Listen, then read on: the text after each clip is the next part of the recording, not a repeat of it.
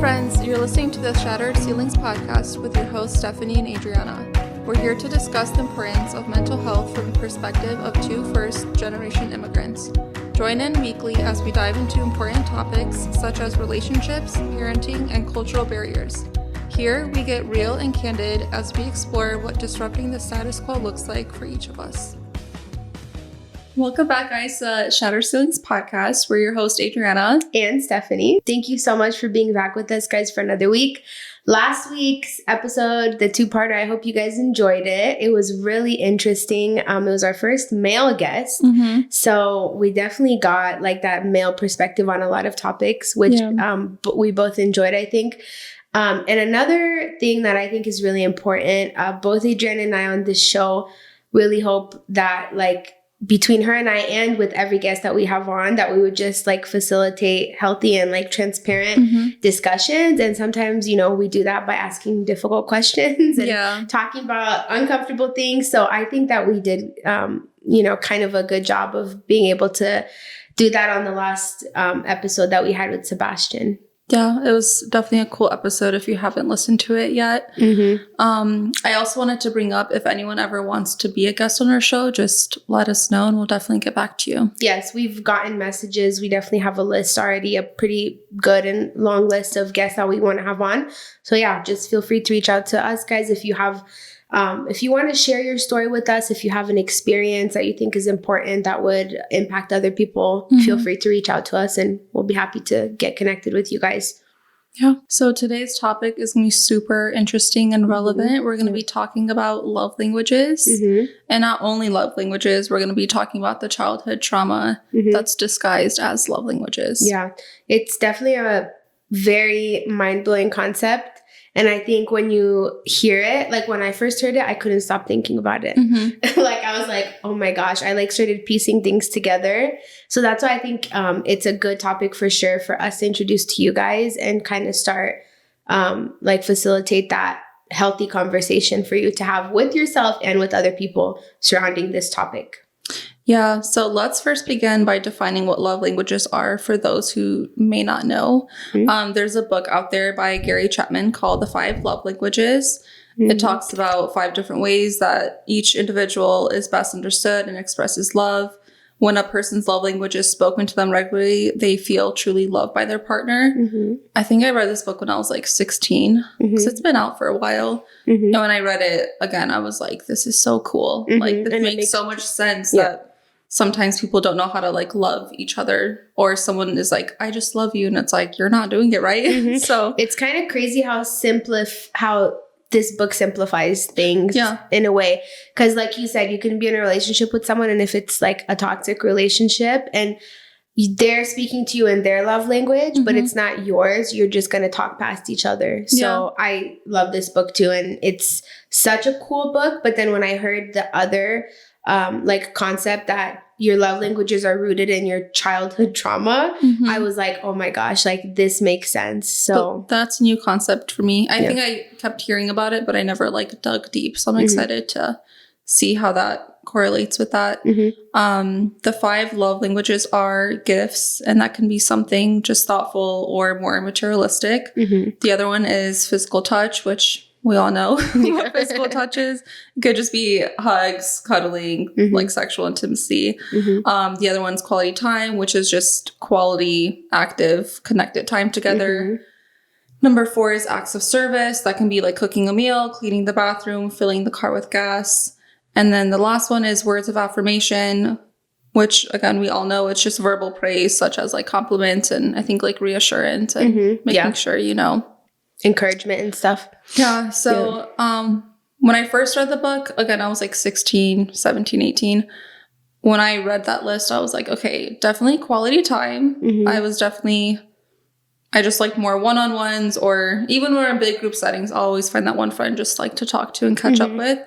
And that meant a lot to me. And then physical touch, just like hugs and cuddling and just always being like close to someone. So those were like the first 2. And then now being married, I feel like acts of service popped up. I realize every time, like filling the car with gas, or like when James washes the car, I'm just like, oh my God, you love me. And he was like really? Like, this is a big deal for you? And I was like, yeah.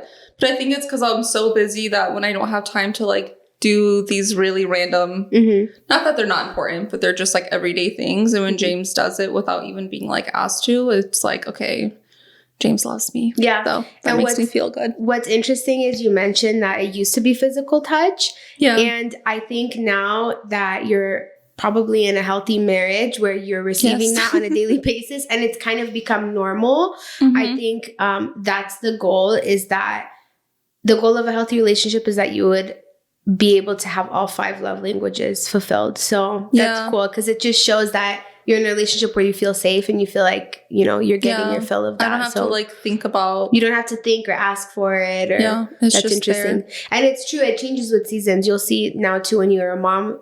For me, it used to be, I think, physical touch a lot, and now it's like quality time. And I think it's because we have less time. Yeah. So now that we have less time, when he makes that time to just connect with me uninterrupted, and give me that undivided attention, I feel loved in that time. So it changes for sure. So that's something that's kind of cool cool. Where if you're aware, you can realize like, okay, now we're in our busy season. Let's spend quality time together. And another thing is, you guys will see, like, who's listening, and if you know love languages or if you want to read the book, you'll think of everything differently in your relationship after you realize what your love language is and what your spouse's love language is. Because now when Phineas and I will have disagreements, I'll look at it through the lens of, okay, I spoke to him in this love language, but that's not what he needed in that moment. It helps to not take things as personally. Instead of just being like, oh, he just got upset or whatever. You don't take things as personally. And it's easier, I think, to resolve the conflict when you know, okay, this is what my spouse needs in this moment. Instead of this is what my love language is, so I'll give the same to them, because it might not be what they need in that moment. It's usually not the same. It's true. Very true. Especially if you had different childhoods. And we're going to go into that now.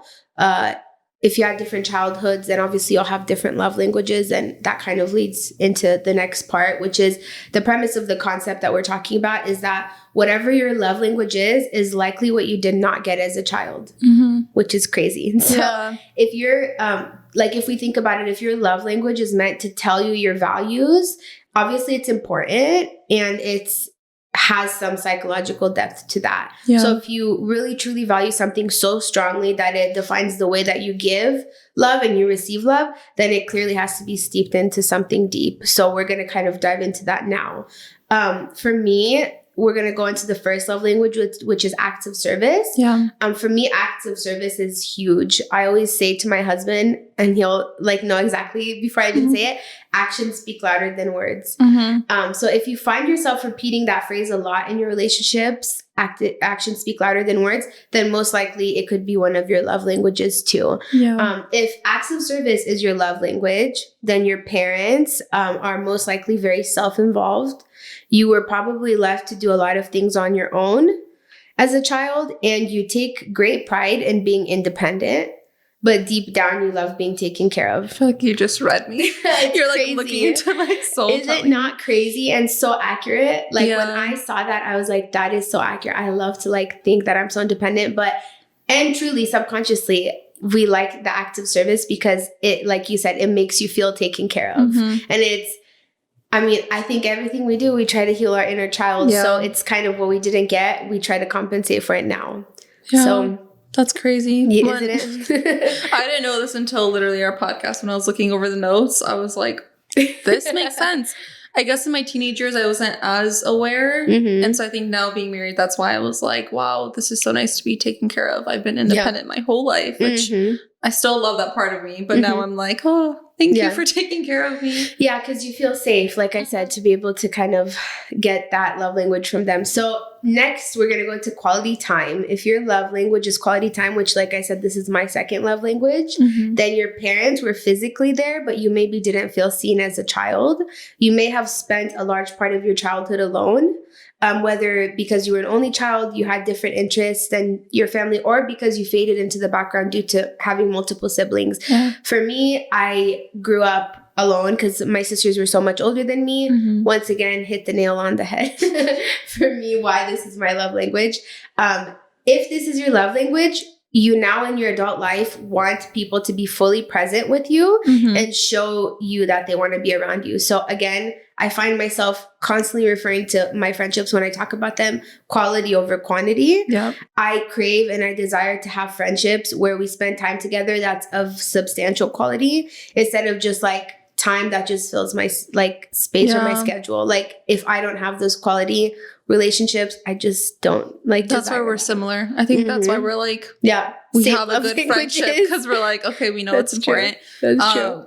It's crazy because you said like when you're an only child, you can have this, or when you have multiple siblings, which I'm like, hello, that's me. Yeah, exactly. So I'm like literally picturing myself as a kid, other siblings running around. In the beginning, my dad would work a lot outside of like the home, and then when he started working from home, it was phone calls, laptop, and like you said, physically they were there, but like they weren't there. So that's, again, you read me, and that makes total sense of why like I crave that now, and it's important for me. And that quality, emphasis on the word quality time, not just time where, okay, let's just whatever, do an activity that like uninterrupted attention. Yeah, like no phones, no distractions. It doesn't have to be long, even if it's just whatever, 5-10 minutes. It's like that like just fills my love tank and I just feel like seen, I guess.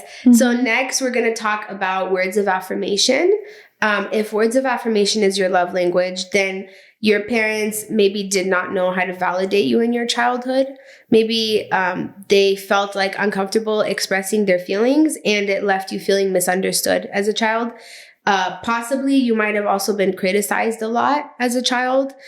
So if words of affirmation is your love language, then you crave somebody to understand you, appreciate you, and notice your efforts. And this is, I touch a little bit. And also like an emphasis, you don't only have to have one love language. It could be multiple ones. Some of them are stronger. Some of them might not be as strong. For me, this is sometimes, yes, I do feel this. Like I need words of affirmation. And it's because I feel that I do so much and I just want to be seen. I don't know if it's because I'm a mom or if this truly is my love language, but I do see this a lot. And as a child, I was criticized a lot. So it makes sense, I think, now. I think we all relate, like you were saying, to probably all five or most. But like you were saying, every season might have a different priority or some are not as important. When you read like just words of affirmation, I was like, I feel like most first generation immigrants deal with that. That's a good point. We're just saying like they couldn't express their feelings. They were criticizing you. It's like we grew up in a harsh environment with that. I think some people, it might have been more sensitive for them. So looking back, I'm like, okay, I can kind of relate to this, but not. I think I also was like so used to not having the affirmation that I was like, whatever. Like, I don't need to hear it from other people. Another thing that I want to emphasize, like for me, because I think it's a very tricky subject because as a child, since I didn't have, my parents weren't super active. Now as a parent, I try to be very active. And for me, I just want to be like seen and like appreciated by my husband and him to be like, hey, good job. Like I see you stepping up.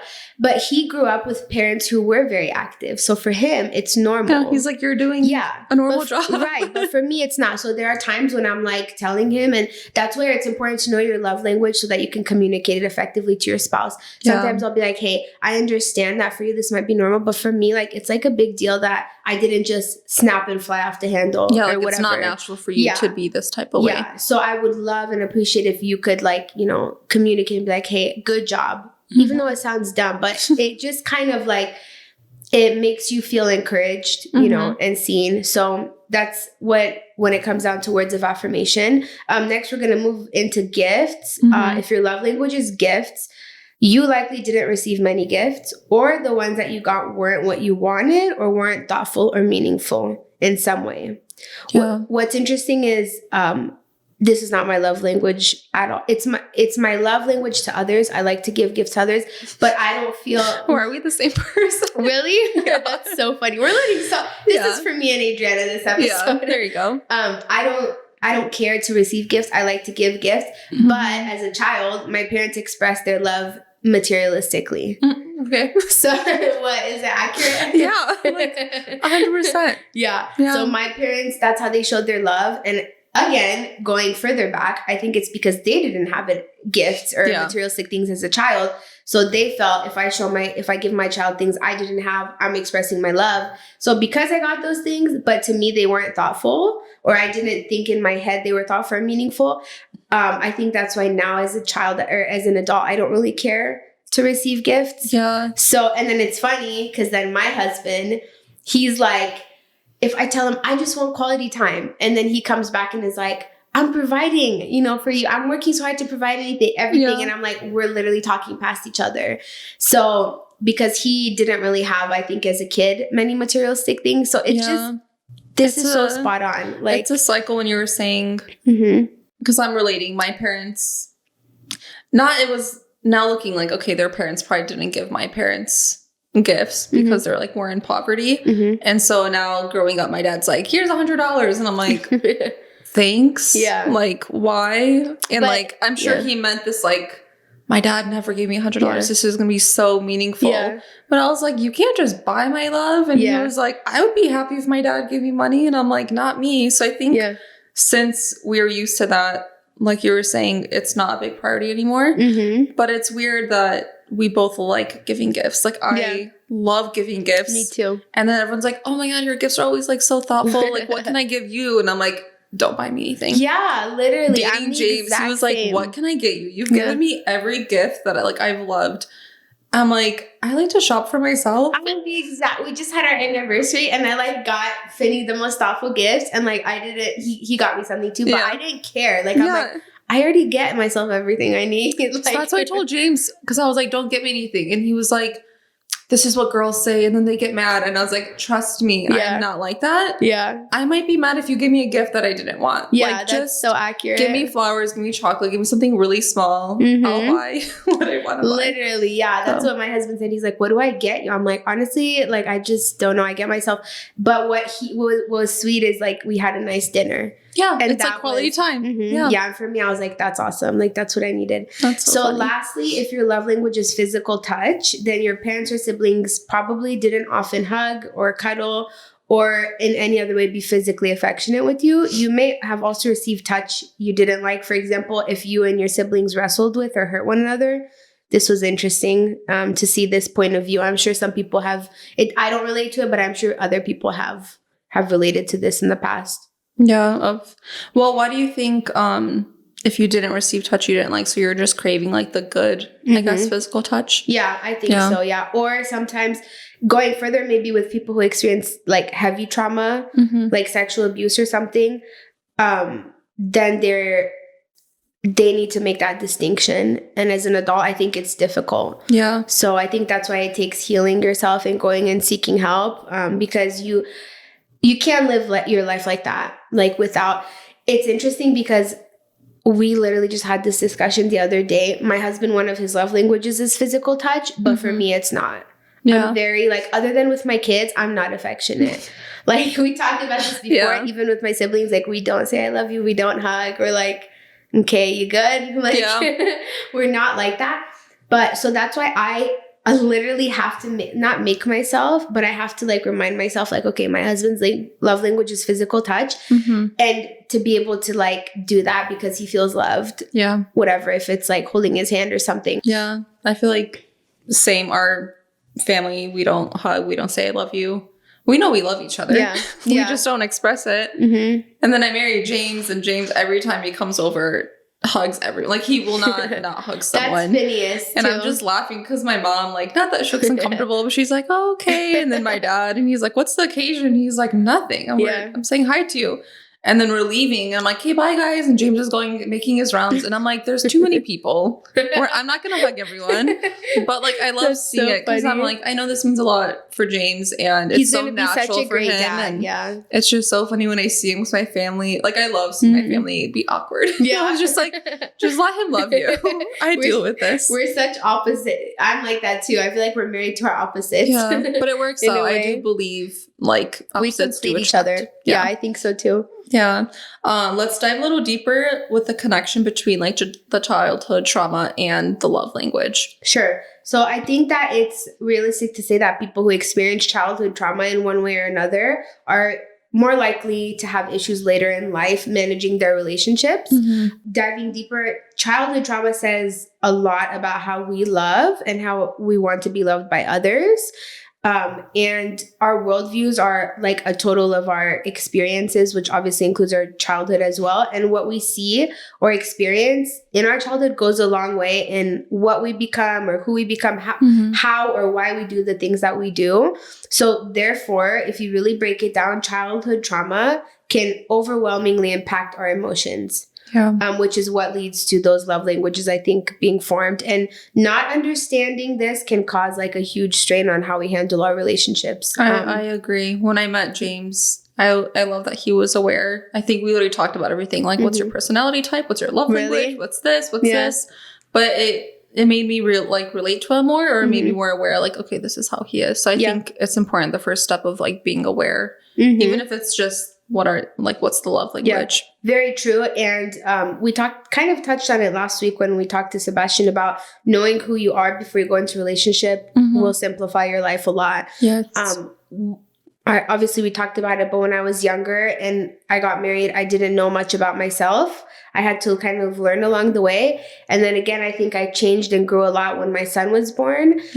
So definitely knowing your love language and talking about that beforehand and knowing your partner's love language will help so much. You just look at arguments differently. You don't look at it as, oh, he said or did this to hurt me or whatever. You see it as he did this because it's his love language or because this is, what affected him. So what happens is, we kind of touched on this. We then grow up, and we become adults, maybe who tucked away that trauma if we haven't dealt with it. But then we become adults who are trying to compensate for what we lacked as a child. Again, trying to heal that inner child. So we get into these relationships and then we expect our partner to fulfill those childhood needs that we didn't have met as children. And you're not communicating it with them. So it's like... Because you don't even realize you're doing it. That's a huge thing too. So the problem occurs when we use like our love language as an excuse, and then we begin to see our relationships as super one-sided. For example, if you didn't get gifts as a kid, then you think that your husband or your wife is responsible for filling that void. No, that's not a love language anymore. That's just selfishness. If you just love your husband or wife because they provide materialistic things for you, like, no, that's a trauma component that you need to heal from. Or for example, if you heard many bad, like negative words throughout your childhood that destroyed your self-esteem, then you will not, for example, take criticism from your partner, even if it's constructive criticism. You just want them to say only the good things about you and only the nice and the flowery things. Again, that's not your love language. That's something that's it's an obsession that you need to heal from. You need to heal. And I feel like it's hard to make that distinguish because you're like, no, I lacked this as a child. So it kind of gets complicated. But like you said, if this is something like a you problem, you need to heal it before you just put all this pressure on one person to always fulfill that. I feel like that's exhausting, and it will never. And if you have that view, I'll tell you right now, sadly, like you're bound for failure because one person is not gonna. We're all can't fulfill everything. So like you said, it's a you problem. That was a really good point that you brought up. It's something that you need to work through. And again, just because we're adults doesn't mean everyone's aware. There's a lot of adults running around that still are very childlike and never... I guess it's just being self-aware and like putting in the time to like heal all these things. Even if you had a perfect child, you're still going to have some type of trauma in your childhood that made you who you are. Right. So it definitely sounds like a deep understanding of your love language will definitely help us have wholesome relationships. Yes. With our spouses. And then I also think about just like even friendships, because I feel like it's also important to know like your friends' love languages, and that also helps. But it takes a lot of introspective work, a lot of just getting to know the other person. And I think one of like the hardest and most uncomfortable parts in your life is when your eyes are open that like, oh my gosh, everything I do now is because of my childhood trauma. So you're literally like in this place where you're like, okay, I have to go back now, and you have to do work. Like you have to, it's not easy. You have to not only heal yourself, but also the relationships that you have around you. And I think that like you said, it takes it takes being honest with yourself and with the other person and getting to know what your love language is and what theirs is as well. Yeah. And I think it's important, especially before having kids, to be aware. Yes. Because when you have kids, you want to give them like all the love languages, not just like what you lacked. Yes. So that's so important. Yeah. They'll grow up more healthy. Yeah. Not as traumatic, hopefully. Yeah. And more well-rounded, like as adults. Yeah. So I think it all starts with being aware, making sure you love your kids.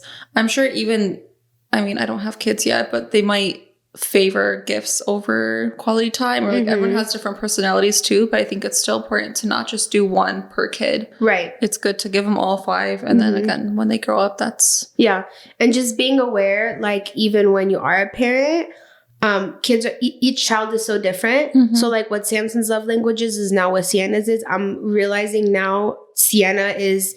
her love language very strongly is quality time. What can I do as a parent to fulfill that for her? Yeah, so like, that why is this happening? Yeah. I think there's actually a book that he made for kids as well. Oh, I have to look into it. I think so. I think it was 5 love languages, and then he made like a few categories of like different things. I may be wrong, but okay, I'll look into I that. never read the child one because I didn't have kids yet. Yeah. But yeah, I think there is one which I'll look into now because I think I definitely need all the... We're all learning teaching together. It's a constant journey to learn and better yourself. So to end with a quote from the book that sums up, I think, this episode really well. The problem is that we have overlooked one fundamental truth, and that is that people speak different love languages. We tend to assume that most people are like us, that if we speak a particular love language, then that language will be readily understood by others. And this is usually not the case. Most often, we will need to learn a new way of expressing love for our partner. We will need to feel comfortable expressing our own needs and desires with them as well. Yeah, that wraps it up perfectly. Yeah. And once again, we could go into that, but I think we've said what needs to be said. Read the book, guys. Yeah, definitely. It will help you for sure. And thank you guys for joining us today for another episode. Please feel free to give us any suggestions or feedback through our anonymous suggestion box, through DMs, messages. All of that is going to be linked in our link tree, which is in our Insta bio. Subscribe to Apple Podcasts, YouTube, and Spotify if you guys want to keep up with new episodes. And we'll see you guys back next week.